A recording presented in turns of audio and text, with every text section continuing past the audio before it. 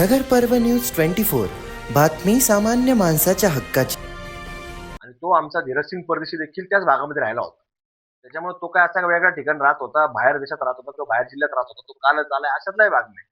पण ह्या सगळ्याची गांभीर्य पोलीस प्रशासनाने घ्यावं आणि मुख्य आरोपी चिल्लर जी काय ते सांगतात, तर आम्हाला बऱ्याच लोकांना म्हणजे मला एकट्यालाच नाही, शेकडो लोकांनी तो संशय व्यक्त केलेला आहे. त्यामुळे याच्यामध्ये प्रमुख आरोपी पाठीशी घालण्याचं काम प्रशासनाने करू नये.